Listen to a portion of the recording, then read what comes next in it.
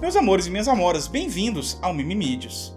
Meu nome é Tavos Mata Machado, e o meu mimimi de hoje é: o álbum branco dos Beatles é um retrato sensacional de 1968. Quem me vê hoje fazendo vídeos sobre Pink Floyd ou Lo-Fi Hip Hop pro YouTube, ou quem me vê em videoclipes constrangedores na internet, talvez não saiba que a música nem sempre foi uma constante na minha vida.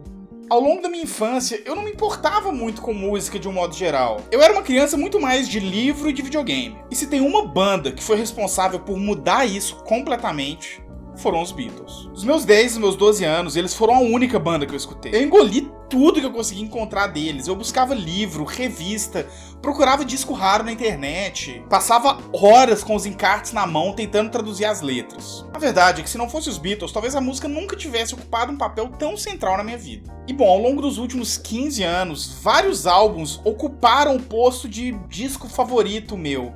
Ao ponto que hoje em dia eu não consigo mais falar com certeza qual registro da banda seria o meu top. Mas nesse mês eu parei pra redescobrir um álbum que eu não ouvi há muitos anos e que tá completando agora seu 50º aniversário. O álbum The Beatles, de 1968, que ficou mais famoso como o álbum branco devido à capa enigmática dele. E o que eu fiquei pensando depois de redescobrir esse disco de 50 anos atrás é como que, apesar da idade dele, ele continua não exatamente atual, mas talvez pertinente. Bom, o álbum branco é uma obra que divide um pouco a fanbase bitomaníaca. Não que as pessoas achem ele um álbum ruim, de jeito nenhum. Só que tem muita gente que alega que falta um pouco de foco pro disco, que ele talvez peca um pouco pelo excesso. Com 1 hora e 33 minutos de duração, ele é o álbum mais longo da banda.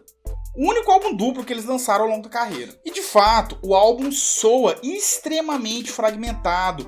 Ele oscila entre vários humores diferentes, várias vezes com mudanças muito bruscas de uma música para outra. Tipo quando ele sai do som de Helter Skelter, uma tentativa de produzir o que o Paul McCartney falava do rock and roll mais barulhento possível, pra Long Long Long, uma canção doce e leve de conotação religiosa do George Harrison. O álbum alterna entre um humor cínico caroliano típico do John Lennon em Bungalow Bill, pra baladas otimistas e esperançosas, tipo Dear Prudence. Entre um blues rock extremamente moderno pra época, tipo All My Guitar Gently Weeps, e composições que soam como se tivesse saído direto dos primeiros discos da banda, tipo I Will.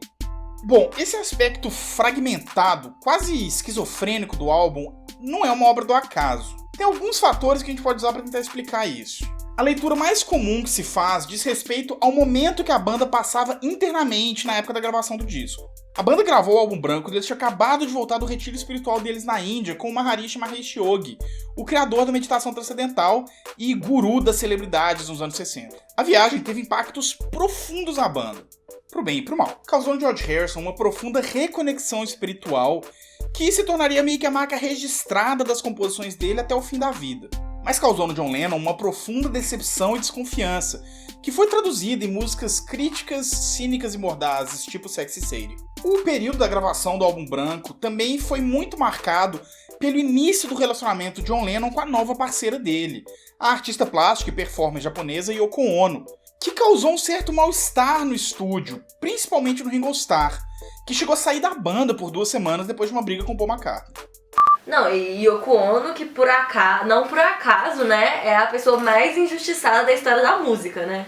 Eu diria da história da arte popular. Não, mentira, não há mais, mas uma das mais injustiçadas da história é impressionante, da arte porque popular. Além desse peso, né, de ter sido a pessoa que colocou o fim nos Beatles, que pelo amor de Deus era uma banda de 4 homens, pelo amor de Deus, ainda tem essa questão de, ela é péssima, ela é ridícula. Véi. O Fantano tem um tweet que é algo do tipo, eu amo quando alguém fala, Yoko Ono gritando, sabe lá, coisa ridícula. Que ele ama quando alguém fala isso, que ele já entende logo de cara que a pessoa não entende nada de música. Não, e tipo assim, é uma coisa que muita gente não sabe também. Que a Yoko Ono, ela já era famosa antes dos Beatles. Ela, tipo assim, ela zero precisava do John Lennon. E outro problema é isso, né? A gente reduzia uma artista muito própria e muito particular ao cara com quem ela se relacionou por um pedaço curto da vida dela, fraga. Então, tipo assim, isso é outro dos problemas sérios que a obra dela é marcada. Exatamente. Até hoje, tipo, Yoko, do John, tipo, Né? A Yoko Ono, que é a Yoko Ono, fraga, que é uma artista, que já era uma artista quando conheceu John Lennon. Não é uma viúva que resolveu explorar as artes plásticas, não é nada disso o trabalho dela. As relações internas entre os membros da banda estavam, de um modo geral, muito desgastadas naquele ano. Como resultado, várias das faixas do disco foram gravadas só por um ou dois membros da banda, e foram raros os momentos durante as sessões de gravação em que os quatro estavam reunidos no mesmo estúdio ao mesmo tempo tocando juntos. Esses fatores pessoais certamente têm um peso muito grande no resultado final do álbum branco, pro bem e pro mal. Só eu quero chamar a atenção aqui para outros fatores que eu acho que devem ter a mesma importância. E esses fatores estão principalmente ligados ao ano que o álbum foi lançado, 1968. A segunda metade dos anos 60 viu um grau de convulsão social no mundo inteiro que a gente não via desde o início do século XX. Se uma pessoa entrasse numa caverna em 1963 e saísse dela em 1969, ela provavelmente não ia reconhecer o mundo que ela tinha saído. Partindo desde a moda, da música popular e do cinema, até os costumes, a política e os governos, as mudanças dos anos 60 foram rápidas, profundas e traumáticas. E 1968 foi, em grande medida, o ponto fulcral dessas mudanças. Foi o ano do assassinato do reverendo Martin Luther King Jr. nos Estados Unidos, a maior figura pública do movimento por direitos civis e um dos grandes proponentes dos protestos pacíficos. Com sua morte, o movimento negro norte-americano se radicaliza, fortalecendo o recém-criado Partido dos Panteras Negras e alimentando a justificada revolta de milhares de negros que passam a tomar as ruas em rebelião nas principais cidades do país. Também foi o ano da chamada Ofensiva Tet no Vietnã, um grande contra-ataque orquestrado pelas tropas do Vietnã do Norte e pelo Exército de Libertação Nacional no Sul contra a investida norte-americana no país. O volume de mortos americanos do conflito atinge seu pico até então nesse momento e causa uma definitiva virada na opinião pública sobre a guerra no país, com a população passando pela primeira vez a estar hegemonicamente contra a guerra. O movimento estudantil do país também entra em polvorosa quando 3 estudantes são assassinados pela polícia depois de um protesto contra a segregação racial na cidade de Orangeburg, na Carolina do Sul. Só que não era só nos Estados Unidos que o mundo estava virando de cabeça para baixo. Era no planeta inteiro. O mês de maio de 68 viu a juventude francesa tomar as ruas do país junto de seus trabalhadores na maior greve geral que o país já viu, efetivamente congelando a economia francesa por alguns dias. Na prática, a França chegou a ficar sem governo por algumas horas, quando o presidente Charles de Gaulle teve que sair do país fugido, por medo de uma revolução eclodir nos portões dele. Os protestos foram muito marcados pela irreverência da juventude francesa, que se revoltava contra a ordem estabelecida e pichava slogans como "seja realista, peça o impossível" e "é proibido proibir". Em Praga, a capital da então Tchecoslováquia, a primavera foi marcada por uma série de reformas democratizantes colocadas em efeito pelo recém-eleito secretário-geral do Partido Comunista, Alexander Dubček, que buscava construir um modelo de socialismo mais democrático, aberto e tolerante, que se afastasse um pouco da tradição do stalinismo soviético. O contagiante clima de otimismo que tomou as ruas do país foi rapidamente cessado quando, como parte da chamada doutrina Brezhnev, tanques soviéticos tomaram as ruas de Praga para depor Dubček. Os tanques foram recebidos com resistência pela população tchecoslovaca, e muito inspirada e inspirando os movimentos ao redor do mundo. Aqui no Brasil, inclusive, não foi diferente. 1968 foi o ano que marcou o primeiro baque sofrido pelo regime militar no país, com a onda de protestos que tomou o país após o assassinato do estudante Edson Luiz pela Polícia Militar do Rio de Janeiro, que culminou com a Marcha dos 100 Mil, o maior protesto de rua contra a ditadura militar até aquele momento. O clima de revolta e de mudança também afetaram a cultura e a arte brasileiras. Foi o ano, por exemplo, do início do movimento tropicalista, com o lançamento do histórico álbum Tropicalia ou Panis et Circenses, que reuniu alguns dos maiores nomes da vanguarda musical brasileira daquele período, com Gilberto Gil, Caetano Veloso, Torquato Neto, Tom Zé, Gal Costa, Nara Leão e os Mutantes. O ano se encerrou no país com uma energética resposta da ditadura contra os movimentos de contestação. Em 13 de dezembro, era assinado o Ato Institucional 5, que consolidava o recrudescimento do regime e do aparato repressivo do Estado, e marcava o início dos chamados anos de chumbo da ditadura militar no Brasil. Paquistão, Itália, Alemanha, Polônia, México, Irlanda, Jamaica, o sentimento de contestação, transformação e revolta tomou o mundo inteiro. Foi um ano que, mesmo 50 anos depois, ainda não foi completamente compreendido. E talvez nunca seja. Se você quiser saber mais sobre o assunto, tem 2 livros que eu recomendo bastante, do jornalista brasileiro Zueni Ventura, 1968, O Ano que Não Terminou, e 1968, O que Fizemos de Nós. Pois bem, nesse ano turbulento de 1968, os Beatles lançaram um álbum branco. Eu acho muito curioso, porque uma das críticas que o álbum recebe é de que ele estava de alguma forma desconectado da realidade que estava cercando ele. Por ser um álbum que era supostamente mais marcado pelos conflitos internos da banda, pela viagem deles para a Índia, alguns críticos argumentavam que de alguma forma é um disco um pouco alheio a toda a convulsão social que estava cercando a banda naquele momento. Bom, eu tendo a discordar. Eu acho que o álbum branco é tanto fruto do momento que a banda passava, quanto do momento que o mundo passava. Quando a gente para pra ver, por exemplo, esse é o momento que os Beatles mais se aproximam dos círculos de arte de vanguarda. É quando John Lennon conhece a Yoko Ono, que já era uma das artistas badaladas de Londres na época, mas não para por aí. Paul McCartney também, por exemplo, ficou muito amigo de John Dunbar, o dono da Galeria Índica, que era a casa da vanguarda londrina das artes plásticas na época. O álbum ainda foi lançado poucos meses antes dos famosos Bed-Ins organizados pelo John e pela Yoko, que eram aqueles protestos que eles passavam dias deitados na cama, recebendo jornalistas e amigos, protestando contra a guerra do Vietnã. E eu acho que essa sensibilidade com as transformações que o mundo passava transparece de forma mais ou menos explícita ao longo das músicas do álbum.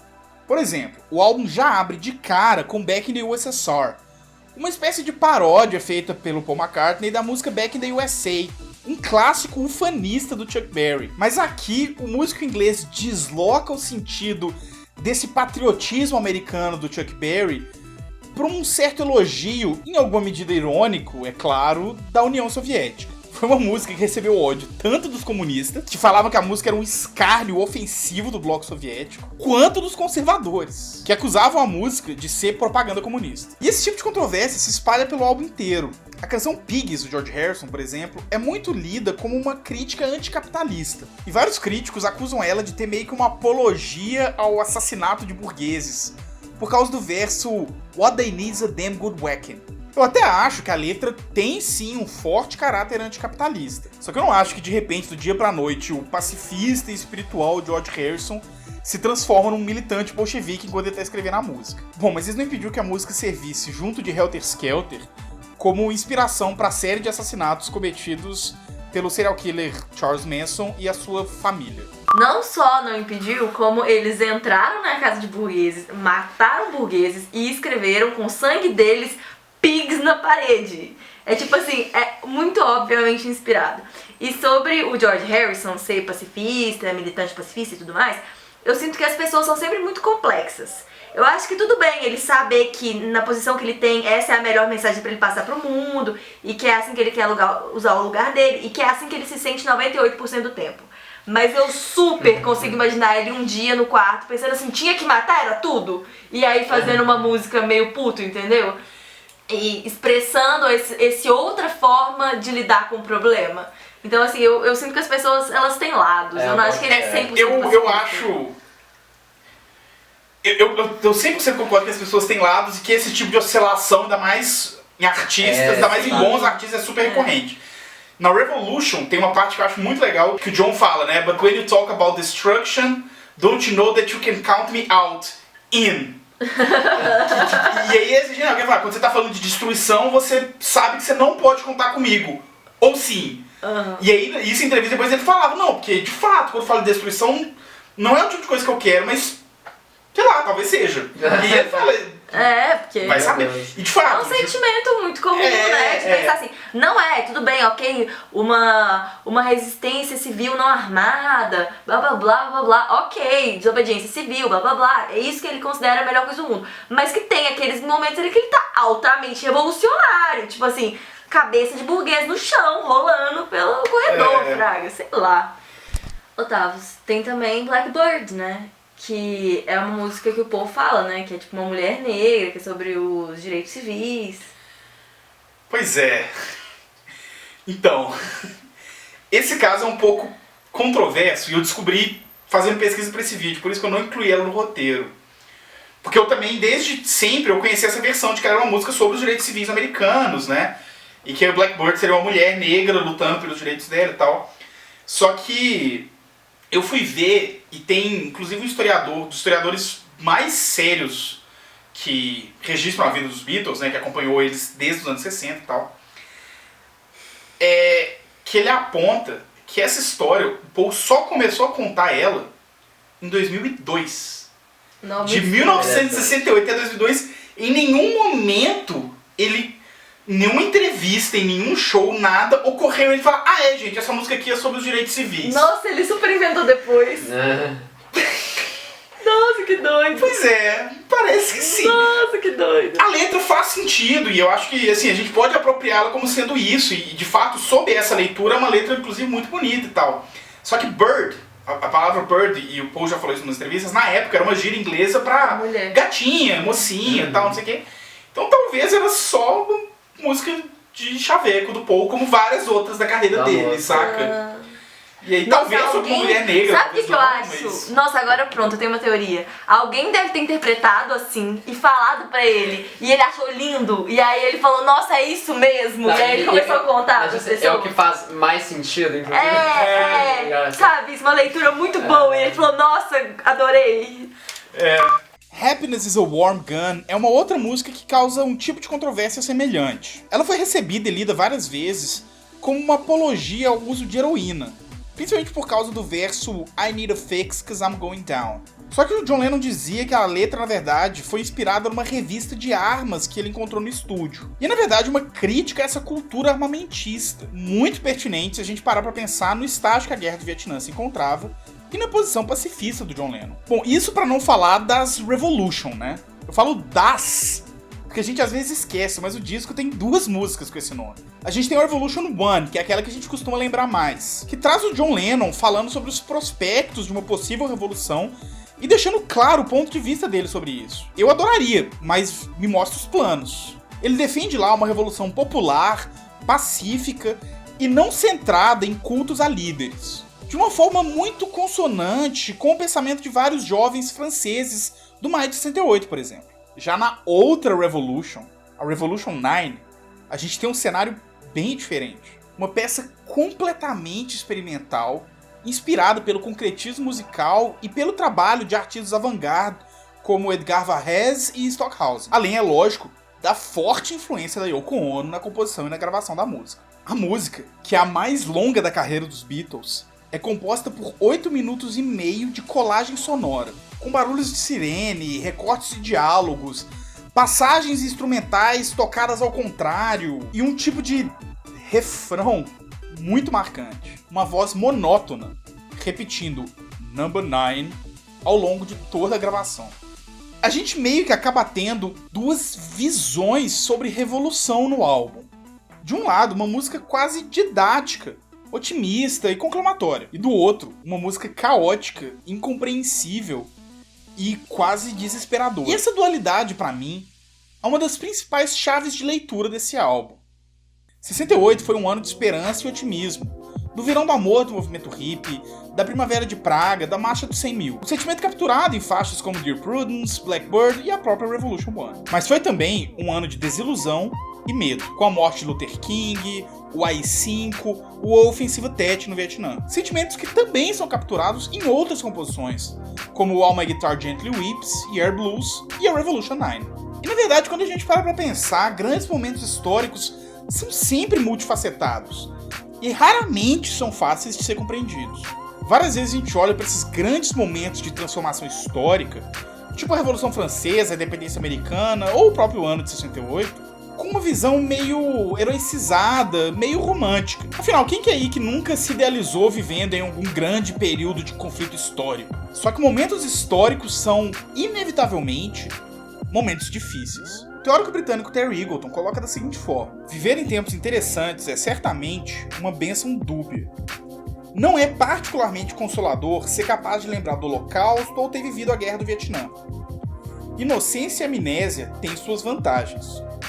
Não faz sentido lamentar os lindos dias que você podia ter seu crânio fraturado pela polícia todo fim de semana no Hyde Park.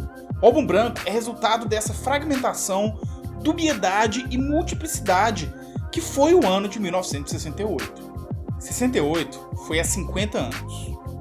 O Álbum Branco foi lançado há 50 anos. Mas eu tenho achado que tanta coisa de 2018 ecoa essa época, a gente tá vivendo tempos difíceis. Esse ano definitivamente não tá sendo fácil. É um ano que eu tô vendo vários amigos meus com medo, com incerteza, com insegurança sobre o futuro. Só que parando pra ouvir o White Album, eu tenho me perguntado um pouco. Será que no fim das contas, não é isso que é viver a história? Talvez no turbilhão de eventos a gente só sinta o desespero e o medo. Mas talvez esse seja um período de central importância para a formação da nossa geração. Talvez seja a nossa vez de deixar a nossa marca na história. A nossa vez de ter coragem, a nossa vez de ousar transformar e de assumir riscos. Talvez daqui a 30 anos a gente vai estar falando dos dias de hoje como um período formativo para o nosso mundo. E a gente vai poder refletir sobre o que a gente fez. Talvez o álbum branco da nossa geração já tenha sido lançado nesse ano, quem sabe. E a gente só vai ter certeza que ele foi o registro desse momento que a gente está vivendo daqui a algumas décadas, quando a gente olhar para trás. O álbum branco é um registro fragmentado de um tempo fragmentado.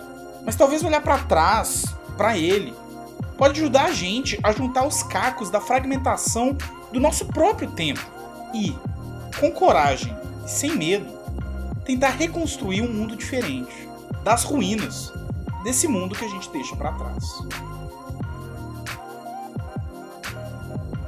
Como eu disse no começo do vídeo, os Beatles foram uma banda muito importante para minha vida. Só que mesmo assim eu fiquei bastante inseguro para fazer esse vídeo. E aí por isso eu contei no roteiro com a ajuda do Guilherme Lentes, um grande amigo e meu ex-professor de português, que é o maior Beatlemaníaco que eu conheço. Ele contribuiu com vários elementos desse roteiro e me encorajou a fazer esse vídeo. Então, muito obrigado, Lentes. Quais outros álbuns você acha que são registros históricos da época que eles foram produzidos? Você acha que outros álbuns de 1968 cumprem um papel mais ou menos parecido com o do álbum branco? Como sempre, a gente vai seguir o papo aqui embaixo. E se você gostou desse vídeo, que tal dar uma passada para conhecer a nossa campanha do financiamento coletivo lá no Catarse? Nossos apoiadores são quem permite que a gente continue aqui toda semana conversando com você sobre assuntos que a gente interessa. Dá uma passadinha lá para conhecer a campanha. Um beijo no coração e até mais.